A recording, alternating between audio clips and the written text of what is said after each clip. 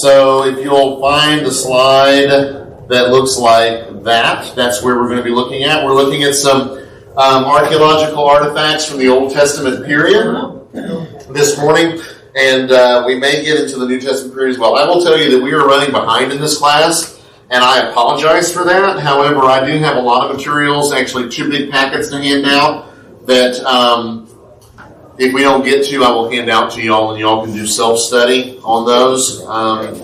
We lost a class because of all the sickness in the church. We lost a class because I was on vacation, and one of the reasons I'm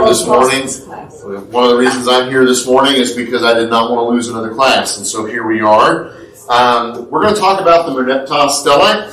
These are all things that have to do with the Old Testament. So this particular artifact was discovered at Thebes in Egypt in 1896. It's housed currently in the Egyptian Museum in Cairo. I suspect Pat and Phil got to see that when they were there. I would be really, really surprised if they didn't see it because it's such a significant artifact. There may be some copies elsewhere, but the original is in Cairo. So if you want to see that, you're going to have to go there. It measures over 10 feet tall, so we sometimes think about artifacts being small, and some of them are.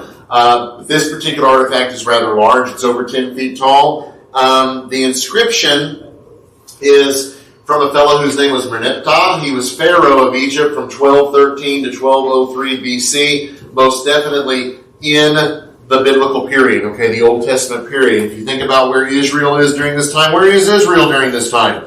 They're not in Egypt, okay? There's the only clue I'm going to give you. Where are they? Wilderness. Nope. Where are they? When did they leave? When did they leave Egypt? What's the year of the Exodus? Approximately. Well, turn it up. 1400. 1450. The actual date that's given is 1446, but I just rounded up to 1450. So 1450, they wander in the wilderness for how many years? 40. So they enter the Promised Land in about 1400 BC. So this stelae from Merneptah dates to the period when Israel is already in the Promised Land. I went ahead and turned the temperature up too. Okay. So it won't stay as cold as it is. It was kind of muggy in here when I came in, so I bumped it down. But Charlotte's shivering over here with cold, and I don't want that. So we turned it up.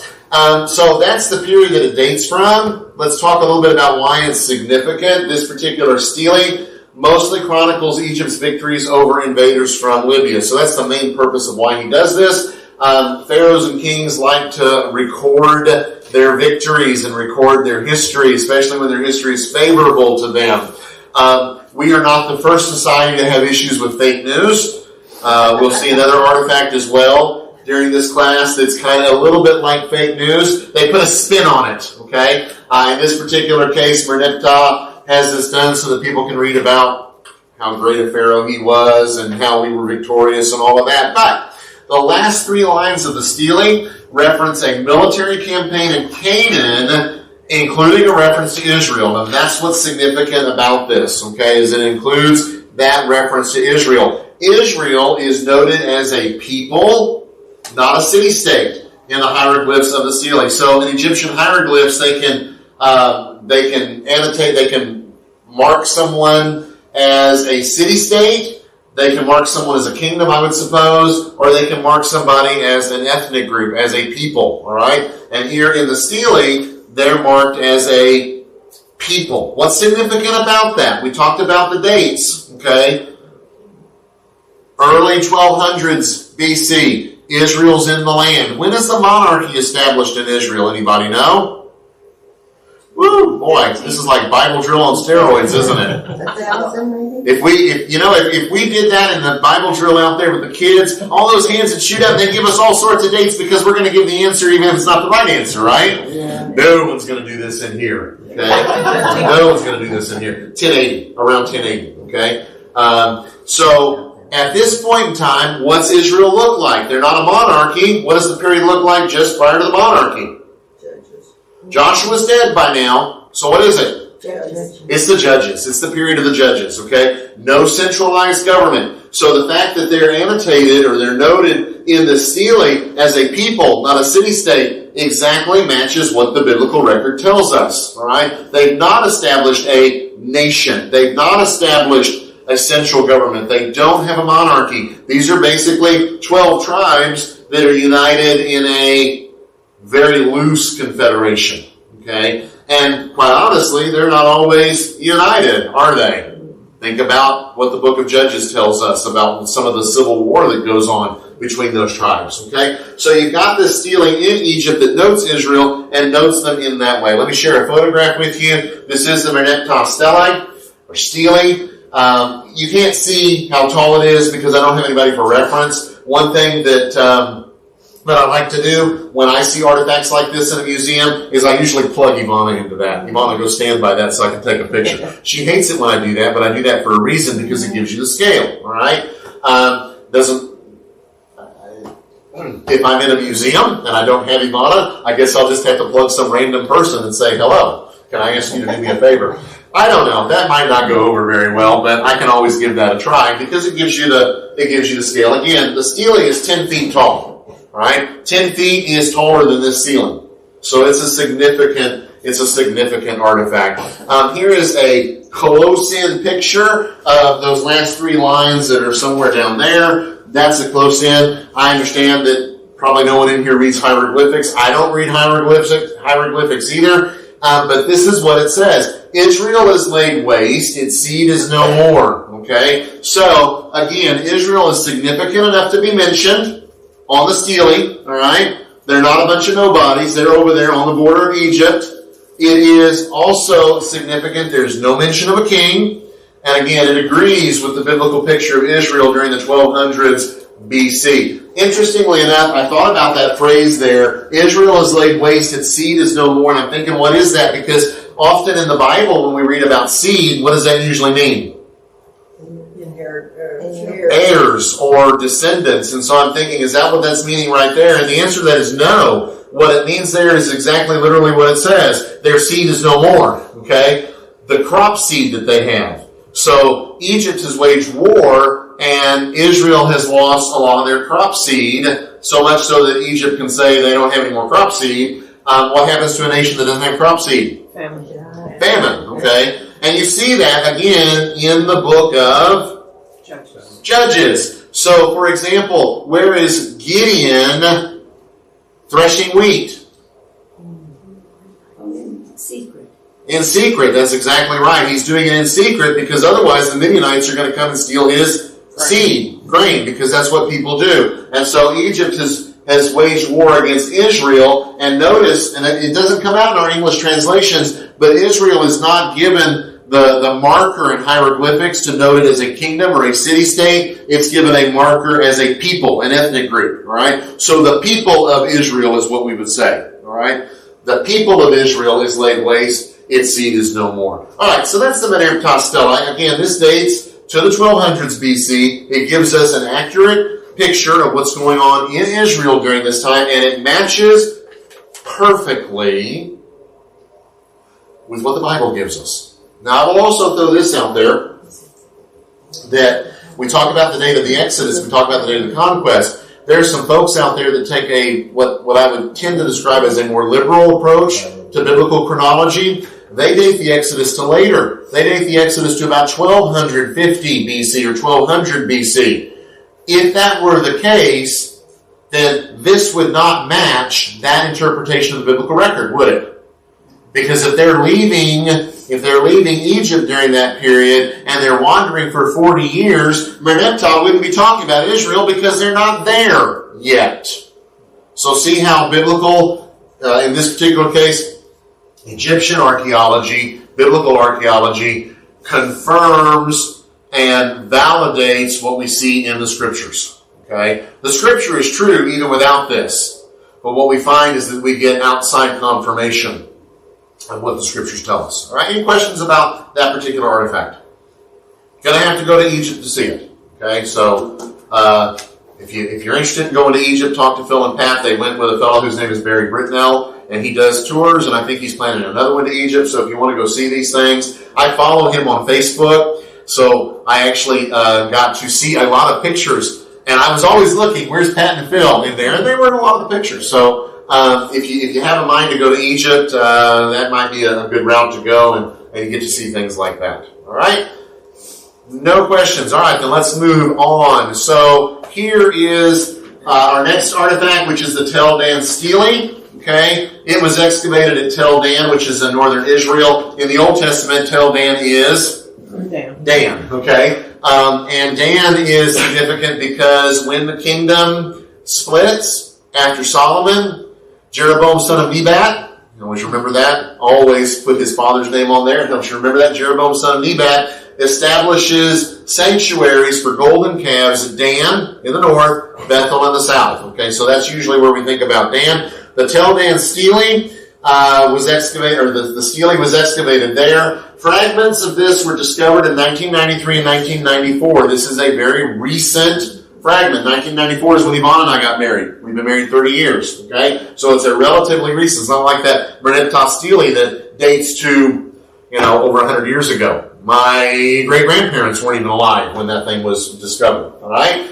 so a relatively recent. It had been repurposed into an ancient stone wall. People did this all the time in the ancient world, okay? You need to build a new stone wall. You need to have stones for that. You don't go down to the local Home Depot because there isn't a local Home Depot. You're either going to have to cut them yourself, or you find some place where there's a bunch of rock and no one's using it anymore, and you take it, okay? They find all sorts of things this way. Every once in a while in Europe, they will find Jewish headstones from cemeteries that the Nazis liquidated, that then someone came along and decided to use for some purpose in their garden or whatever. Okay, and that looks really odd to us, and it is really odd. But people have done this for a very long time, repurposing things. This particular artifact is housed at the Israel Museum in Jerusalem. Now, I'm going to share something with you that I won't ever be able to do in this class again. If you can make it to Edmond, Oklahoma, what is today, the 17th? Sometime over the next 8 days. You got to do it in the next 8 days. You can see that artifact because they have an exhibition up there. We were actually all planning to go. Almost my entire, not everybody. Ben and Anna and James and Yvonne and I were going to go up there on a Monday that she was off work, and Ben took a day, and that was the day after having had no rain for 2 months. We had all those terrible storms that came through, and it was going to be and there was all those Oklahoma tornadoes up there, so we didn't go that day, all right? So if you want to see the artifact itself, you got till the 25th. That's when it's there. Check it out online and verify that. It is at the Armstrong Auditorium, okay, in Edmond, Oklahoma. They have the actual artifact. I will tell you, the only expense getting up there is gas because the exhibition is free. Right, the exhibition is going to go longer, but this artifact is on loan only till this time. Then it's going to go to New York and back to Israel, so you can actually see it with your own eyes. I will also tell you, if you are busily looking at your calendars right now, you need to check the dates because the Armstrong Institute is associated with what was called the Worldwide Church of God. They are Sabbatarians. The reason we were going on a Monday is because the exhibit is closed on Saturdays. Okay? The exhibit is closed on Saturday. So if you're thinking, we'll just hike up there next Saturday, no, you won't. You'll get there and the door will be locked. Okay? So you got to go on a weekday, or I love this, you got to go on a Sunday. All right? Go on a Sunday if you want. Make sure you go to church somewhere in Edmond in the morning and then go see it in the afternoon. That works too. Unless you're the preacher, in which case you can't do that because I've just got to be here, right? So if you get, what? Church field trip today. Church field trip. Sure. Yeah. So if you have an opportunity, I will tell you, we were really looking forward to seeing that. So much so that Ben put in for the day off because his school district didn't have that day off, and then the weather was absolutely uncooperative and we couldn't make it up there. And I don't think we're going to make it between now and then. But if you get a chance, go see that. If you don't, go see the exhibit because there's some other things there to see as well. But that's special that they have that, all right? So what's so special about this artifact? It memorializes the victory of Hazael of Syria, who reigns from 843 to 796 BC over 2 Jewish kings. By the way, under normal circumstances, if you want to see that, you got to go to Israel. Okay? That's why it's interesting that it's in Edmond, Oklahoma. What happens is at the Armstrong Institute, there's a huge cooperation between that university up there and Israel. And so they've got archaeologists and students who go and dig in these things, and there's a close relationship there. That's how they have it in Edmond, at least temporarily. So it memorializes the Syrian victory over two Jewish kings. Those two Jewish kings are Joram/Jehoram, same guy, of Israel, and Ahaziah of, and this is what's significant, of the house of David. Okay? So the Steele says that. Of course, the house of David is Judah. So you've got Israel, you've got Ahaziah. The record of this, and we're not going to read this for the sake of time, is 2 Chronicles chapter 22, verses 2 through 9. Okay? So that records that. It's all from the period of the divided kingdom. Syria defeats both of those kings with some, a little bit of embellishment on Syria's part. Okay? What's significant about it is not the victory of the two kings. I mean, that's significant because you get two Old Testament kings from this period that are mentioned in the ceiling. What's really significant is that. Because a whole lot of folks deny the existence of a historical David. They say there was no King David. And yet here you have an artifact that dates to within 200 years of the reign of David, and the king of Syria says, this king is of the house of David. All right? So that is historical credence outside of the Bible that says, indeed, there really was a King David, okay, who established a dynasty, and Ahaziah is of that dynasty. Okay, again, relatively recent discovery, 1993, 1994. All right, so this is what it looks like. This is what it looks like. You can see that it's fragments because they were repurposed, okay? And so it's fragments, but they found the fragments, they're able to put it together. There are some pieces missing, so they can reconstruct that. That's the significant part right there that talks about the house of David. And if you're looking at that and saying, why is that white? That is an open question. If you make it up there before the 25th, if you make it up there before the 25th, you will see that it is white. Okay, it has been highlighted. At some point in time, they highlighted that white phrase. It doesn't have the red circle. It just has the white. I did the red circle. It just has the white highlighting there. A preacher friend of mine posted on Facebook. He went up there and took the picture, and people asked him, "Why is it white?" And he said, "I don't know." Okay, but at some point in time, they had probably put something on that wouldn't damage the stone, but so that you could know exactly what it is you're looking for. That's the important phrase. All right, so here's what it says. Anything in parentheses like that or brackets like that is recreated. Okay, or not recreated. That's the wrong word. It is it's filled in. Okay, they know what the word should be, and so they put it in brackets so that you at least know that it's not actually there, but they know it should have been there. All right. So the text says, "And I killed two powerful kings who harnessed 2,000 chariots and 2,000 horsemen. I killed Joram, son of Ahab, king of Israel, and I killed Ahaziah, son of Joram, king of the house of David." Okay? These are reconstructed. That's what I was looking for. These are reconstructed texts. That is not. All right? House of David is right there. All right? So, pretty neat. And again, if you got time between now and the 25th to get up there, definitely get up there. Boy, I sit here thinking about this, and I'm thinking, man, I don't know, maybe next week when everybody's off for Thanksgiving, maybe I'll grab the wife and go up there. She hates it when I drag her to these places. It's really funny because I love museums. Give me a museum and I'm happy. Give a museum to Ivana, and she is like, "Why are we inside this building? Why aren't we out where the sun is shining and the wind is blowing and there's trees to look at?" Okay? So, she hates it when I drag her to these places. So, there you have it. All right. So, but we've been doing that for 30 years. We usually find a way to compromise. She goes to the museum, and I take her someplace to go look at trees. Okay. I tell her, go to my backyard. I got trees in my backyard. They're nice. She doesn't know that. All right. So let's look a little bit more about this. Again, it confirms the war recorded in 2 Chronicles 22. How large is that? You're going to have to go to find out. Well, you're going to have to take it. She likes walks. She likes what? She likes rocks. Rocks. You can't have that rock. Okay? Or he will make the 5 o'clock news. You'll make the 5:30 news. You'll be the source of an international incident. And at 10 o'clock. I really don't know how big it is. Is that part of a larger exhibition, or is that? It's part of a larger exhibition, but that is a relative term. The Armstrong Auditorium, where they have the exhibit, it's really kind of neat. But if you're thinking you're going to go up there and spend all day in it, no, probably 45 minutes tops. And that's if you read everything. I was actually up there with Anna, Adela, and Sam and Ivana years ago because they had the Hezekiah seal. The Hezekiah seal that we'll look at later in this archaeology section. Okay, it was there, and we made the trek up to Evan. It's a little bit past Oklahoma City. Okay, made the trek to go up there and saw that. It was worth it. Okay, because you just don't get to see things like that unless you travel to Israel or to London or to Paris or to Berlin or to New York. Okay, these artifacts they're just not housed in Dallas, Texas or Oklahoma City.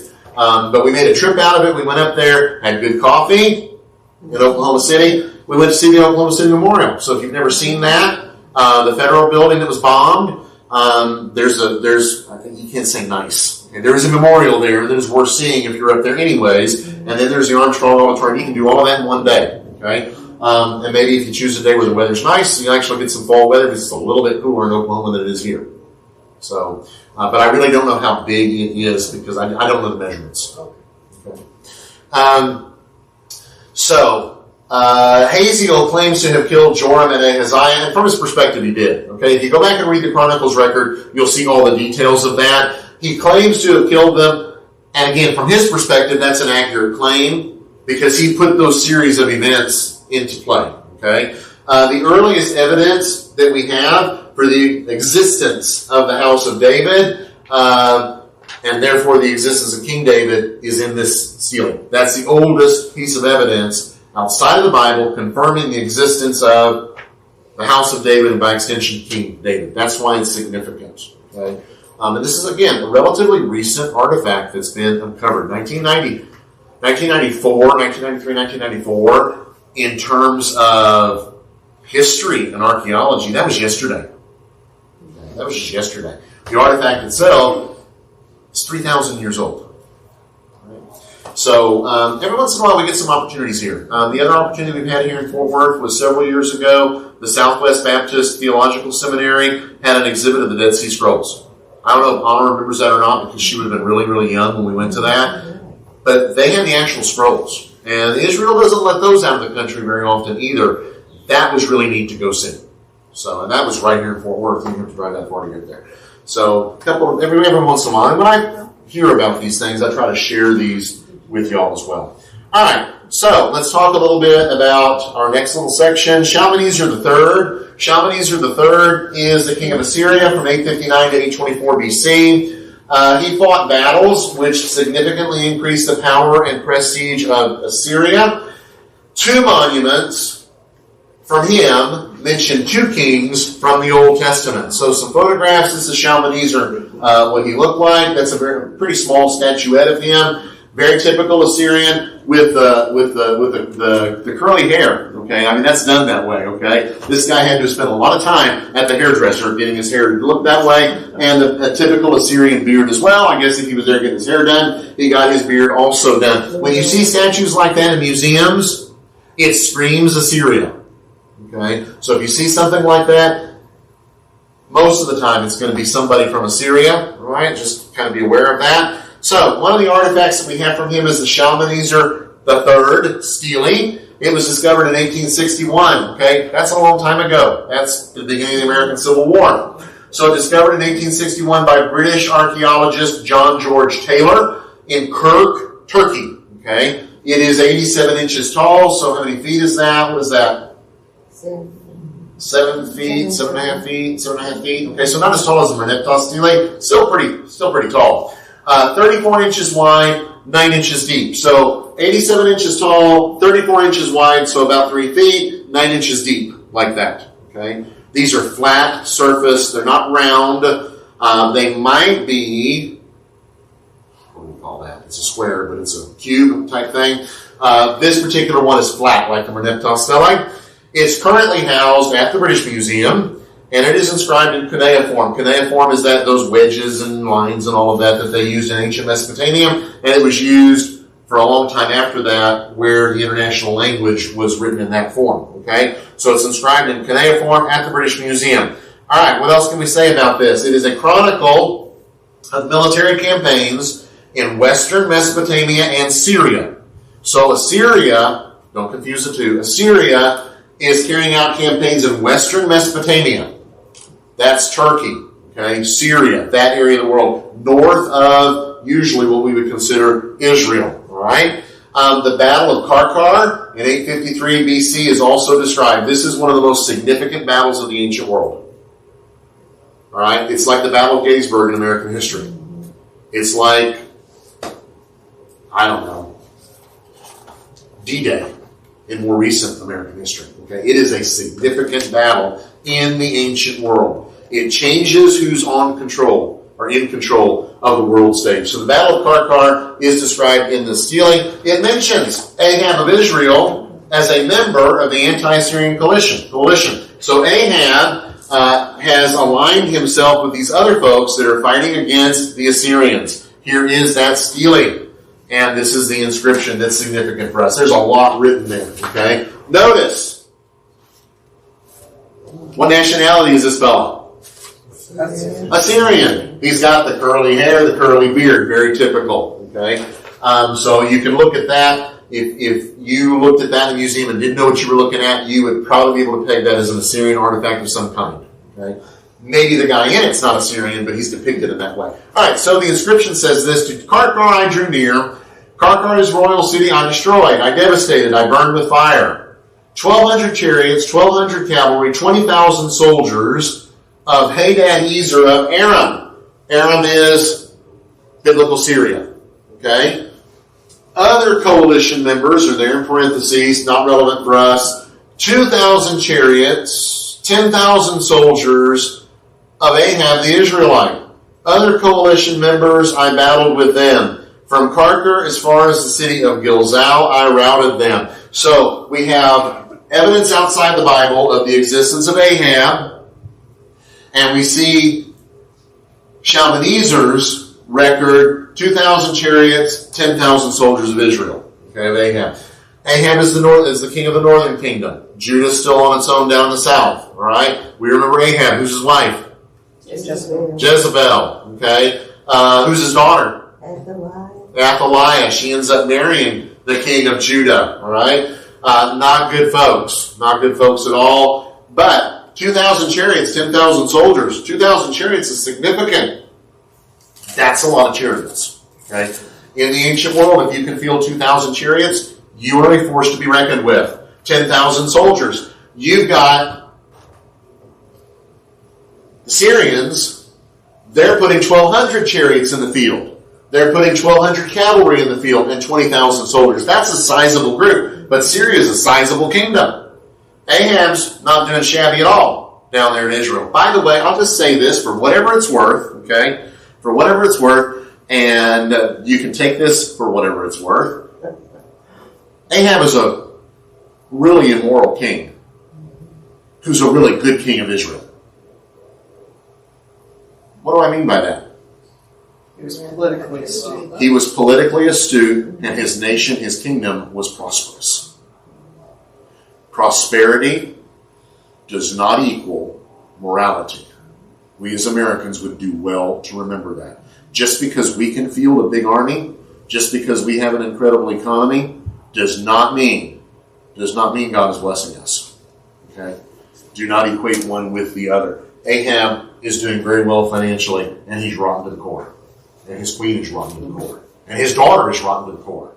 And there we have it. Dan? Have they ever done any archaeological excavations of that particular area? Oh, Karkar, yes. Because when you look at 1,200 chariots, there was usually 2 men in a chariot. So you're talking about double the amount of soldiers there, and then 1,200 cavalry and 20,000 soldiers. That's a ton of people in one place. It is, but we also need to remember that in the ancient world, people who die in battle like this are not always buried. They left them on the battlefield. They're food for the birds, food for the animals.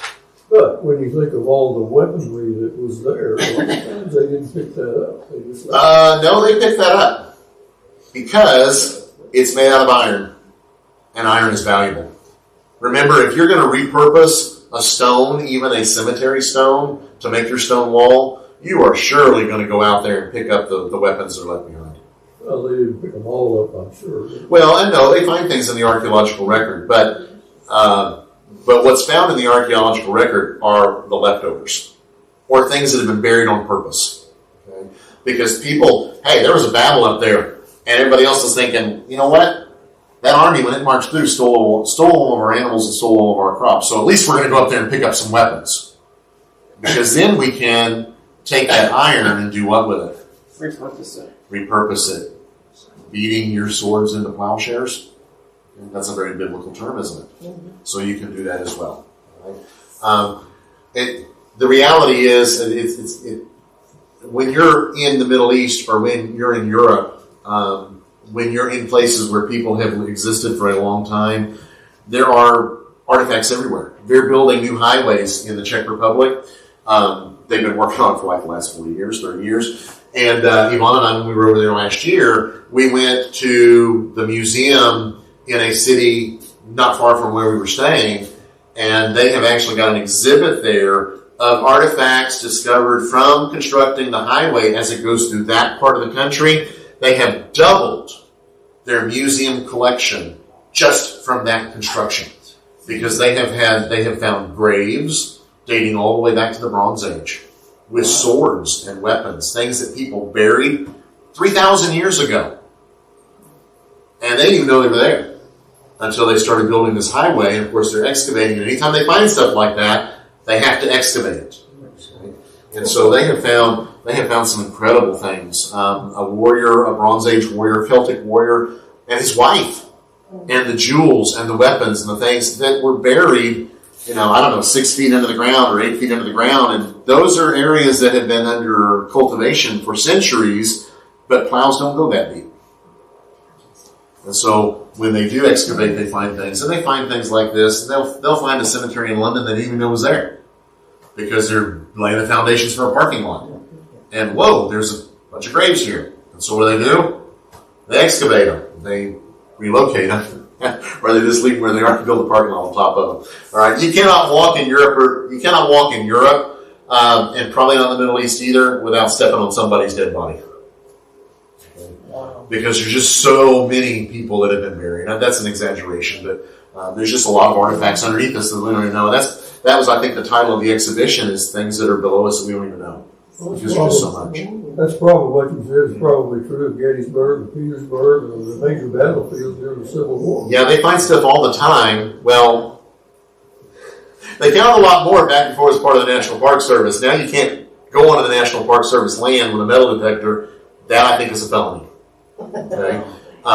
You don't want to do that. All sorts of people get on to you for that. But the National Park Service doesn't control the whole battlefield. There are areas around it. The cannonball I have that my family makes fun of was found on land that is now a part of the national park. Allegedly. It was not. It's not alleged. It was not alleged.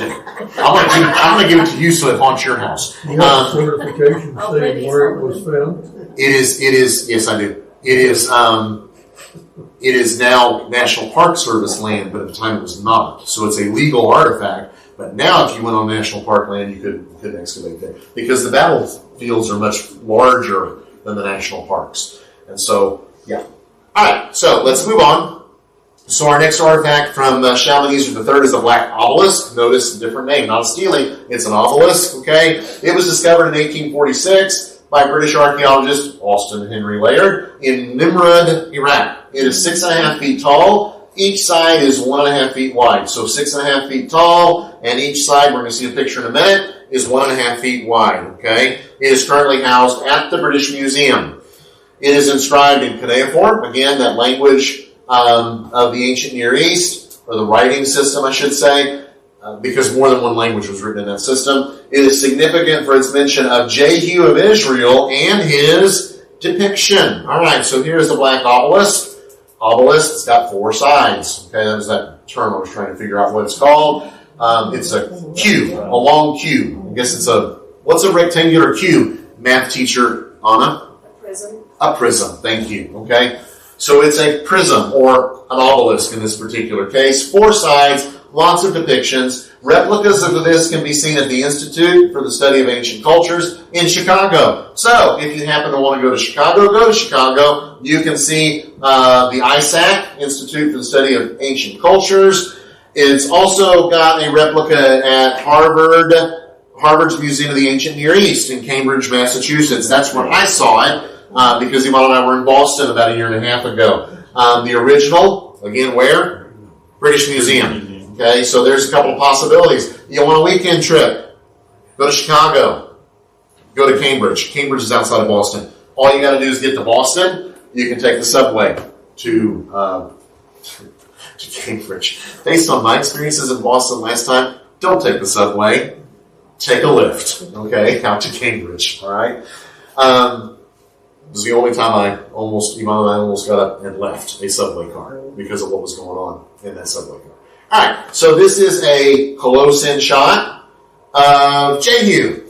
The inscription says, I received the tribute of Jehu, son of the people of the land of Omri. That's Ahab's dynasty. Jehu is not from Ahab's dynasty, but Ahab's dynasty was so powerful and so significant that the Assyrians just called that the land of Omri.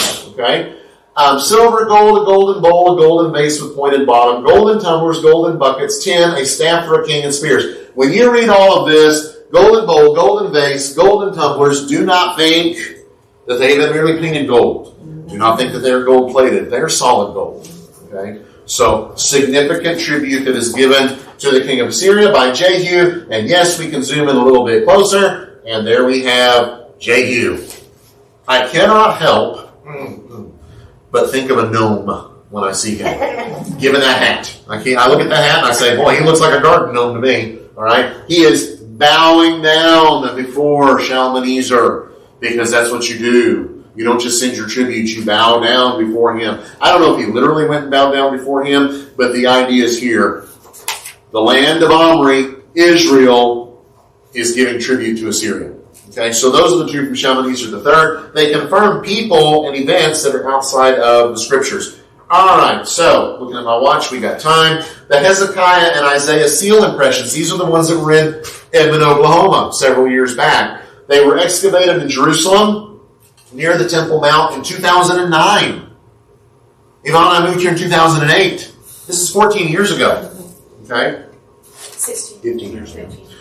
However, they were excavated in 2009. They were not deciphered until 2015. This is less than 10 years ago that they're finally deciphered. Archaeologists will uncover a lot of artifacts. Deciphering them takes longer. So this is like yesterday morning in terms of history. Okay, deciphered in 2015. Dr. Eilat Mazar was the Israeli archaeologist who was in charge of this. She has passed away since then. Okay. They are clay seals that were used to secure strings that had tied a document or sacks and were often very small, about 1/2 inch wide. That's what surprised me more than anything else when I went up there, is that they had a magnifying glass outside the display case so that you could look at it up close. Because they are tiny. They're behind glass, and it's only 1/2 inch wide. Okay? Tiny, tiny, tiny little artifacts. And by the way, they sometimes find these because they're sifting debris from an archaeological dig. And they put them aside, and then somebody who can actually read them is going to come in later and decipher them to see what it is that they say. All right, so they both date to the 8th century BC. They bear the inscriptions of King Hezekiah. He reigns from 715 to 686 BC, as well as his contemporary, the prophet Isaiah. We know this from the biblical record, don't we? Isaiah and Hezekiah mentioned right there together. All right, so a couple of photographs. This is the Ophel area. It's outside of, well, that's the mosque that's so famous in Jerusalem. So it's outside those walls. It's this area here. A lot of excavations here. They found a lot of neat stuff.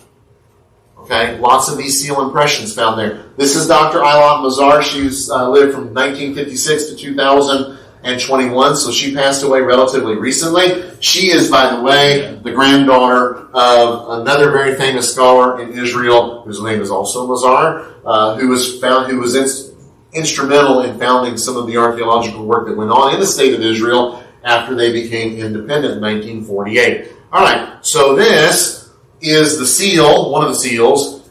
The inscription on it says, belonging to Hezekiah, son of Ahaz, king of Judah. All right?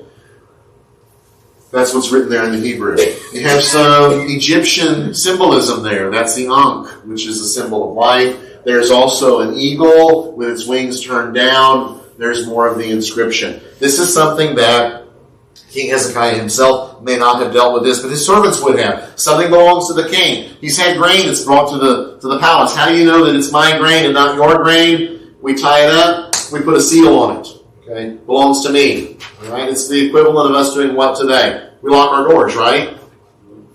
We use locks. This is the equivalent of a lock. You break the king's seal. You don't want to break the king's seal. All right, because you're getting the king's stuff, and that's never a good idea. Okay, so this particular photo, I'm going to give credit where credit is due because they asked me to do that. They actually sent me that photograph. It is from the Armstrong Institute of Biblical Archaeology, and there's a photographer. So I do have permission to use that image. All right, this is our other clay seal. The inscription here is belonging to Isaiah. The prophet is recreated based on what's left of the text. It's a damaged seal, okay? It was used to seal a linen bag. We know that because there are impressions on the reverse side where it was mashed onto something, and they can tell what that was. It was a linen bag. Okay? So it was something that belonged to Isaiah. Maybe it was his grain. Maybe it was his lunch. How many of y'all work in a company and you have a refrigerator and you bring your lunch up there and you put it in the refrigerator? Nobody? Some people do. How many of you ever had your food missing? Someone got your food. Okay? Well, this might have been Isaiah's lunch basket. Okay? And he sealed it up. This belongs to me. Don't touch my stuff. Okay? Very common. These seals are found in a lot of archaeological digs. What's significant is who they belong to. Hezekiah and Isaiah. Again, there's our credit. Okay, so here they are together. These seals were found 10 feet apart in the same layer. Hezekiah and Isaiah, biblically speaking, are contemporaries. They interacted with each other. As a matter of fact, they are mentioned together in the same verse 16 times in the Old Testament. So we got Hezekiah and Isaiah in the Old Testament mentioned together. Isaiah interacts with Hezekiah significantly. And now, when they're excavating, what do we find? A seal from one, a seal from the other, same layer, 10 feet apart. Are they like pottery? Is it like pottery? Yeah, it's made out of clay. You would seal it up, tie it up, or if it was a scroll, you would scroll it, roll it up, then you put a little bit of clay on there, and you had a ring. We'll see a ring later in the class. You have a ring, it would be your signet ring or your inscription, and you would put it on there. Notice this is the kings, this is Isaiah, they're not the same. And that, in order to get that open, you have to break that seal. By the way, I'll just throw this out here for funsies. Can you look real close at that? Part of the Hebrew here is messed up. That's why the inscription is recreated of the prophet. Okay. Can you tell what that is? Don't scream it out. Can anybody tell what that is? It's a fingerprint. It's a fingerprint. Whose fingerprint is that? I don't know. I'm not going to tell you that is Isaiah's fingerprint. But I will tell you this. Isaiah was not a king. Okay? So if he's sealing his bag up, there's at least a better chance that it's his fingerprint. If that were on Hezekiah's seal, I would say that was some servant of the king, because Hezekiah's not out there sealing his own bags. Isaiah, though, being a prophet, not having a whole bunch of servants, he might have had a servant or two. I don't know if they're even mentioned in the scriptures or not. Could have been his fingerprint, but Stacy's absolutely right. It's whoever was doing that clay seal, because in order for that fingerprint to get there, it's got to be fresh. Because once that clay dries, you're not putting fingerprints on anymore. All right? So that may very well be Isaiah's fingerprint on that seal. Boy, is that pretty neat? I think that's pretty neat. Okay.